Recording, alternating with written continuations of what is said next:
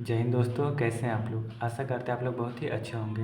दोस्तों, इस वीडियो में हम लोग क्लास 8 साइंस का चैप्टर 11 बल और दाब को वन शॉट वीडियो में ख़त्म करेंगे। सबसे पहले हम लोग जान लेते हैं बल किसे कहते हैं। किसी वस्तु पर धक्का या खिंचाव को बल कहते हैं। अगर आपसे कोई पूछता है कि बल किसे कहते हैं, तो किसी वस्तु पर धक्का या खिंचाव को क्या बोलेंगे कि बल कहते हैं। बल का ऐसे मात्रक क्या होता है, तो बल का जो ऐसा मात्रक होता है वो होता है न्यूटन। ठीक है, 1 न्यूटन बराबर क्या होता है, तो 1 न्यूटन बराबर 1 kg मीटर प्रति सेकंड स्क्वायर होता है। विज्ञान की भाषा में धक्का देना को क्या बोलेंगे, तो विज्ञान की भाषा में धक्का देना को अपकर्षित और खींचना को अभिकर्षित करना कहते हैं।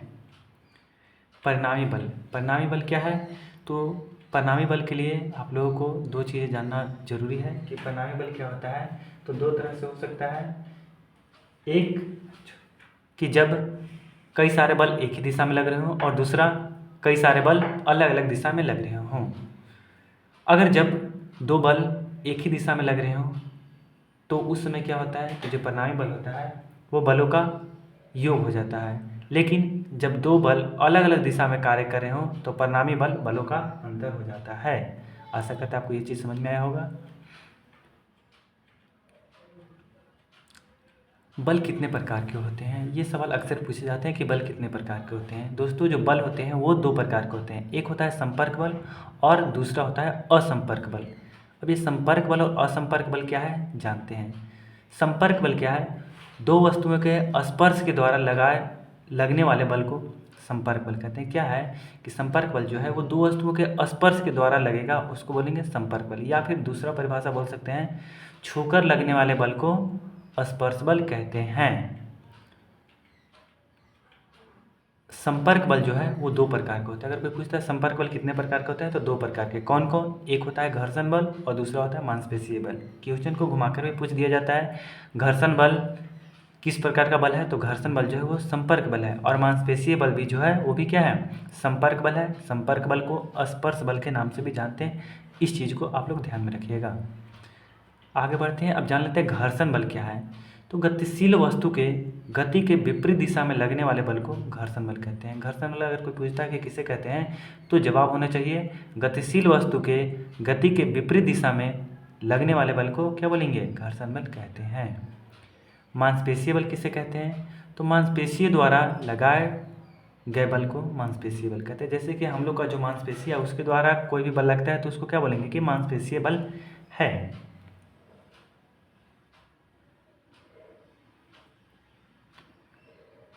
अब आगे बढ़ते हैं, असंपर्क बल। असंपर्क बल किसे कहते हैं, तो बिना छुए लगने वाले बल को असंपर्क बल कहते हैं। असंपर्क बल को और किसी नाम से जानते हैं, तो हाँ बिल्कुल, असंपर्क बल को एक और नाम अस्पर्श बल के नाम से भी जानते हैं। असंपर्क बल कितने प्रकार के होते हैं, तो दोस्तों जो असंपर्क बल है ये होते हैं 3 प्रकार के। पहला है गुरुत्व बल, दूसरा है चुंबकीय बल और तीसरा है स्थिर वैद्युत बल। स्थिर वैद्युत बल को एक और नाम से जानते हैं इलेक्ट्रिक स्टैटिक बल या इलेक्ट्रिक स्टैटिक फोर्स के नाम से। अब जानते हैं बारी बारी से इन लोगों को। गुरुत्व बल किसे कहते हैं, तो दो द्रव्यमान वाली वस्तुओं के बीच लगने वाले बल को गुरुत्व बल कहते हैं। जैसे कि पृथ्वी और जो सूर्य है, सूर्य के चारों ओर पृथ्वी क्या हो रहा है, चक्कर लगा रहा है, तो वो किस बल के कारण जो है वो एक ही अपने ऑर्बिट पे फिक्स है। तो यहाँ पे क्या हो रहा है कि पृथ्वी पर कई सारे ग्रह तारों द्वारा क्या हो रहा है, तो एक बल लग रहा है। कौन सा बल लग रहा है, तो गुरुत्व बल लग रहा है, जिसके कारण क्या है, पृथ्वी अपने ऑर्बिट पर हमेशा क्या करती है, तो परिक्रमा करती रहती है। अब और जान लेते हैं आगे, गुरुत्वाकर्षण बल के बारे में थोड़ा जान लेते हैं। गुरुत्वाकर्षण बल अगर कोई पूछता है कि किसे कहते हैं, तो जवाब होना चाहिए क्या, पृथ्वी जिस बल के द्वारा किसी वस्तु को अपनी ओर खींचती है उसे क्या बोलेंगे, गुरुत्वाकर्षण बल कहेंगे। आगे अब पढ़ लेते हैं चुंबकीय बल। चुंबकीय बल किसे कहेंगे, तो चुंबक के द्वारा लगने वाले बल को चुंबकीय बल कहेंगे, या चुंबक के द्वारा लगने वाले को चुंबकीय बल कहते हैं। अब चुंबकीय बल के बारे में कुछ नोट्स हैं जिसे याद रखना बहुत जरूरी है। सबसे पहली बात कि जो चुंबक होते हैं उनमें दो ध्रुव होते हैं। कोई भी चुंबक हो या कितना भी छोटा हो, उसमें क्या होंगे, तो दो चुंबक होंगे, सॉरी दो ध्रुव होंगे। कोई भी ऐसा चुंबक नहीं है जिसमें क्या हो कि एक ध्रुव हो। सभी चुंबक या कितने भी छोटे क्यों ना हो, उनमें क्या होता है, दो ही ध्रुव होता है। कौन कौन से दो ध्रुव होते हैं, एक होता है हमारा उत्तरी ध्रुव और दूसरा होता है दक्षिणी ध्रुव। अब आगे चुंबक के दो समान ध्रुव क्या होते हैं? अगर चुंबक जो है उसके दो समान ध्रुव हैं, उत्तरी ध्रुव और दूसरा चुंबक उसमें भी उत्तरी ध्रुव है, तो वो क्या करेंगे, एक दूसरे को प्रतिकर्षित करेंगे, मतलब आपस में सटेंगे नहीं, उसको क्या बोलते हैं कि प्रतिकर्षित करना, मतलब दूर दूर चले जाएंगे। और अगर असमान रहते हैं तो एक दूसरे को आकर्षित करते हैं, मतलब कि अगर एक चुंबक का उत्तरी ध्रुव है और दूसरे चुंबक का दक्षिणी ध्रुव है तो एक दूसरे को आकर्षित करेंगे, अर्थात एक दूसरे में चिपक जाएंगे। चुंबक का दैशिक गुण है कि उसे स्वतंत्र रूप से अगर रख दिया जाए तो वह उत्तर दक्षिण दिशा की ओर दृष्ट हो जाता है। ठीक है, अब जान लेते हैं तीसरा, स्थिर वैद्युत बल या इलेक्ट्रिक स्टैटिक बल क्या है? तो दो आवेशित वस्तुओं के बीच लगने वाले बल को स्थिर वैद्युत बल कहते हैं। कोई पूछता है स्थिर वैद्युत बल किसे कहते हैं, तो क्या परिभाषा होना चाहिए कि दो आवेशित वस्तुओं के बीच लगने वाले बल को स्थिर वैद्युत बल या फिर इलेक्ट्रिक स्टैटिक फोर्स कहते हैं। जैसे कि आपने कभी पढ़ा होगा या देखा होगा कि कंघी को बाल में रफ कर कागज़ के छोटे टुकड़े के पास ले जाया जाता है तो क्या होते हैं, तो कागज़ कंघी पर चिपक जाते हैं। ये कौन से बल के द्वारा संभव हो पाया? तो यहाँ पर स्थिर वैद्युत बल लगता है, जिसके कारण क्या होता है, जो कागज़ का छोटे छोटे टुकड़े होते हैं वो कंघी पर आसानी से चिपक जाते हैं। अब इसके बारे में कुछ याद करने वो योग्य बातें हैं, जैसे कि आवेश जो होते हैं वो दो प्रकार के होते हैं। कौन कौन से? तो एक होता है धन आवेश और एक होता है ऋण आवेश। आवेश के बारे में विस्तृत चर्चा करेंगे आगे आने वाले चैप्टर विद्युत क्षेत्र के बारे में, विद्युत क्षेत्र में। ठीक है, और क्या है, अगर किसी वस्तु में इलेक्ट्रॉन की कमी आ जाती है तो उस पर क्या होगा, तो धन आवेश आ जाता है। या फिर अगर कोई पूछता है कि वस्तु पर धन आवेश कब आएगा, तो जब वस्तु से क्या होगी, इलेक्ट्रॉन की कमी होगी, अर्थात इलेक्ट्रॉन उसमें से निकल जाएगा, तब क्या होगी, वस्तु पर धन आवेश आएगी। वस्तु पर ऋण आवेश कब आएगी, तो जब किसी वस्तु में इलेक्ट्रॉन की वृद्धि हो जाती है। कहने का मतलब क्या है कि अगर किसी वस्तु में अतिरिक्त इलेक्ट्रॉन आ जाते हैं तो उस पर कौन सा आवेश आ जाएगा, तो उस पर आ जाएगा ऋण आवेश। अब आवेश का भी कुछ गुण है कि आवेश जो होगा, अगर समान आवेश है तो एक दूसरे को प्रतिकर्षित करेंगे। सेम चुंबक जैसा इन लोग में भी होता है कि अगर दोनों समान आवेश है, जैसे धन आवेश और धन आवेश है, तो एक दूसरे को प्रतिकर्षित करेंगे, मतलब दूर दूर जाएंगे एक दूसरे से। और वही विपरीत आवेश रहे तो एक दूसरे के पास आएंगे, मतलब आकर्षित होंगे। ठीक है, अब है कुछ और संतुलित बल। संतुलित बल किसे कहते हैं, तो किसी वस्तु पर अगर एक साथ कार्य कर रहे हैं, दो या दो से अधिक बल हैं, उनका परिणामी यदि शून्य हो जाता है तो उसे संतुलित बल कहते हैं। अगर शून्य नहीं होगा तो उसे क्या बोल देंगे, फिर असंतुलित बल। जैसे कि दूसरा में यही चीज़ है, असंतुलित बल किसे कहेंगे,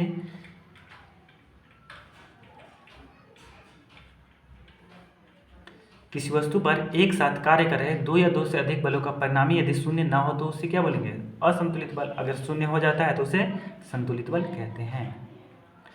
अब बल से क्या क्या कर सकते हैं, तो बल से निम्नलिखित कार्य को कर सकते हैं। जैसे कि बल से एक स्थिर वस्तु को गति में ला सकते हैं। अगर कोई वस्तु रुका हुआ है तो उसे हम लोग गति में ला सकते हैं।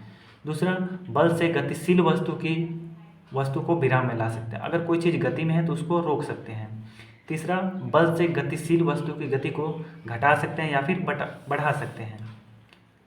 बल से किसी वस्तु की आकृति बदल सकते हैं।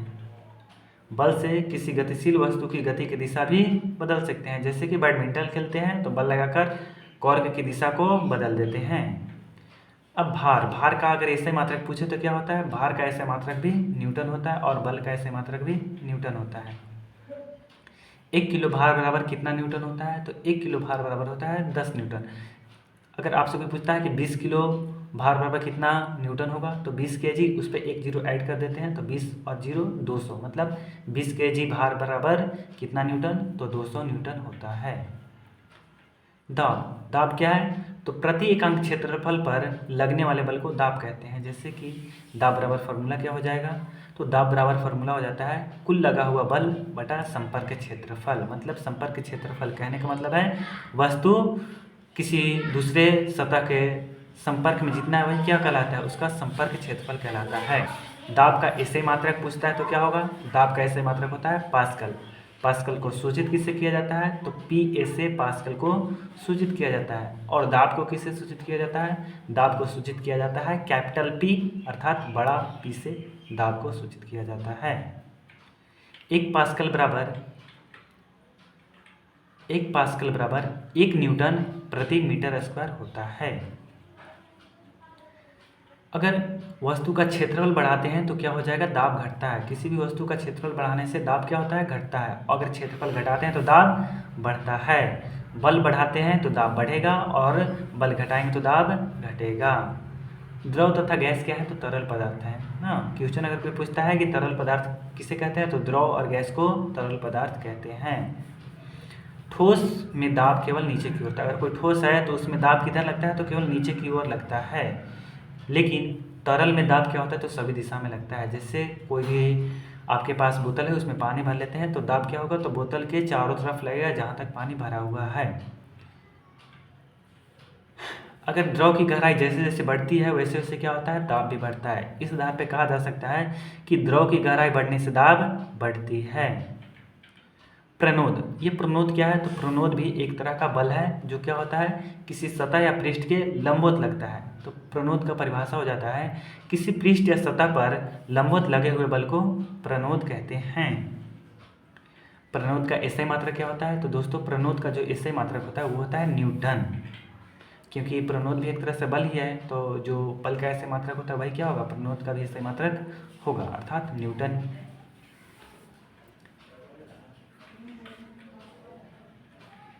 स्थिर द्रव में समान गहराई पर दाब सभी दिशा में बराबर होता है। कहने का मतलब क्या है इसका, कि अगर द्रव जो है वो स्थिर है तो अगर समान गहराई है तो उसमें क्या होगा, सभी दिशा में दाब बराबर होगा। इसके लिए आप एक प्रयोग कर सकते हैं, एक बोतल ले लें, उसमें पानी भर लें और एक उसमें छेद करें और वैसा ही चारों तरफ करते हैं तो क्या दिखाई देगा कि सभी जगह से एक निश्चित दाब से क्या होगा, वहाँ से पानी प्रेशर से बाहर निकलेगा और सभी दिशा में सेम होगा। इससे आपको पता चल जाएगा कि स्थिर द्रव में समान गहराई पर दाब सभी दिशा में क्या होगा, तो बराबर होता है। अब है वायुमंडल। वायुमंडल क्या है, तो पृथ्वी के चारों ओर क्या है, तो वायु का एक आवरण है जो क्या है, पृथ्वी को पूरी तरह से घेरे हुए है। किसका आवरण, तो वायु का। इसी आवरण को क्या कहते हैं, वायुमंडल कहते हैं। बोलना हो परिभाषा कैसे बोलेंगे, तो पृथ्वी के चारों ओर वायु के आवरण पाए जाते हैं जिसे क्या कहते हैं, वायुमंडल कहते हैं।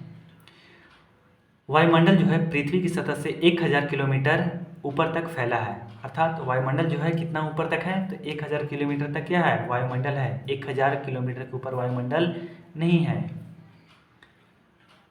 वायु क्या है, तो स्थान घेरती है, दाब डालती है तथा इसमें भार होता है। अगर क्वेश्चन पूछता है वायु स्थान घेरती है, तो हाँ बिल्कुल वायु स्थान घेरती है। दाब डालती है, तो हाँ दाब भी डालती है। क्या इसमें भार भी होता है, तो बिल्कुल वायु में भार भी होता है। जर्मनी के वैज्ञानिक ऑटो हान ज्यूरिक ने वायु दाब की विशालता का प्रयोग करने के लिए धातु के कटोरे को लेकर दिखाया। कैसे दिखाया, तो उन्होंने 2 धातु की कटोरे ली और उनमें से दाब को कम करते गया और उसके बाद उन्होंने दोनों तरफ से 7-7 घोड़े लगाकर खींचे। इसके बाद भी क्या होता है कि जो कटोरा होता है वो अलग नहीं होता है। पृथ्वी की सतह से ऊंचाई बढ़ने पर क्या होता है, तो दाब घटता है। जैसे जैसे पृथ्वी की सतह से ऊपर जाते हैं वैसे वैसे क्या होता है, दाब घटता है। इसी कारण से क्या होते हैं कि कोई भी व्यक्ति अगर पहाड़ चढ़ रहा होता है तो उस समय उसके नाक या मुंह से ब्लड आने की संभावना बढ़ जाती है। क्यों, क्योंकि जैसे जैसे ऊंचाई पे बढ़ेंगे दाब घटेगा। वायुमंडलीय दाब घट रहा है, लेकिन हमारे अंदर का जो दाब है वो क्या है, फिक्स है, उतना ही। अंदर का दाब ज़्यादा हो जाता है और बाहर का दाब कम हो जाता है। इस कारण क्या होता है, जो हमारी नसें होती हैं वो फट जाती हैं और खून का रिसाव होने लगता है। हवा का जो घनत्व होता है कितना होता है, हवा का घनत्व लगभग 1.3 kg प्रति मीटर क्यूब होती है। पृथ्वी की सतह पर वायुमंडलीय दाब लगभग 1 लाख पास्कल। क्या, पृथ्वी की अगर सतह है तो वहाँ पर वायुमंडलीय दाब कितना होगा, तो लगभग 1 लाख पास्कल या फिर 100 किलो पास्कल होता है। इसी के साथ वीडियो खत्म होती है, तो मिलते हैं नेक्स्ट वीडियो में। तब तक के लिए जय हिंद, जय भारत।